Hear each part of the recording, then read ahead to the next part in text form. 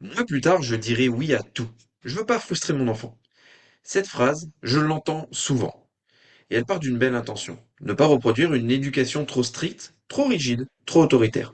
Mais si tu dis oui à tout, quand est-ce que ton enfant il apprend les limites? Bienvenue dans Si Atypique, le podcast pour celles et ceux qui ne rentrent pas dans les cases et qui n'en ont jamais eu envie. Ici, on parle de ces enfants et parfois de ces adultes qui pensent, bougent, ressentent différemment. Ce n'est ni normal ni anormal, c'est atypique et c'est notre force. Dire oui à tout, c'est séduisant, parce que ça donne l'impression d'être un parent moderne, bienveillant, à l'écoute, non autoritaire. Mais un enfant n'a pas seulement besoin d'écoute, il a besoin de structure. Un cadre, c'est pas une violence, c'est une boussole. Les limites, elles permettent de différer un désir, de gérer la frustration, d'apprendre l'attente, d'intégrer la règle sociale, de comprendre que le monde ne tourne pas autour de soi.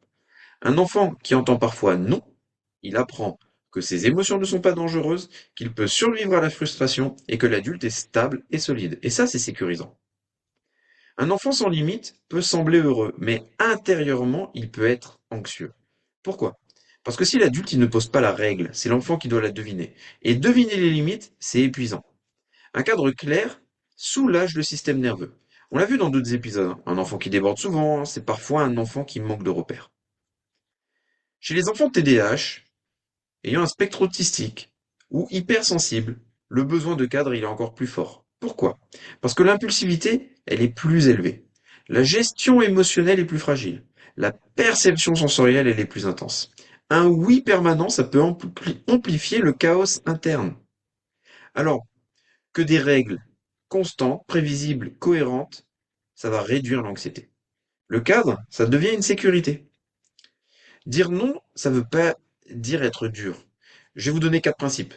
Le premier, c'est un non clair et court. Non, pas maintenant. Le deuxième, des explications simples. Parce qu'il est l'heure de dormir. Troisième, l'alternative possible. Demain, tu pourras. Quatrième, il faut rester stable face à la frustration. Il faut pas céder au premier cri. La cohérence, c'est plus important que la rigidité.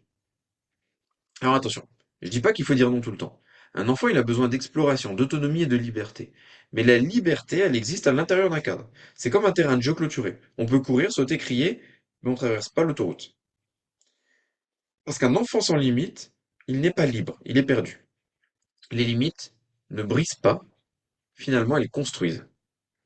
Si cet épisode t'a aidé à voir les choses différemment, bah pense à t'abonner, à laisser une note et à le partager. Et si tu veux apprendre à poser un cadre clair, stable et adapté à ton enfant atypique, je te propose un programme complet de 3 mois pour travailler le sensoriel, la motricité et poser un cadre solide. Tout commence par un questionnaire personnalisé et je t'accompagne. J'accompagne tous les parents dans un groupe dédié. Merci d'avoir écouté ce podcast et je vous dis à bientôt.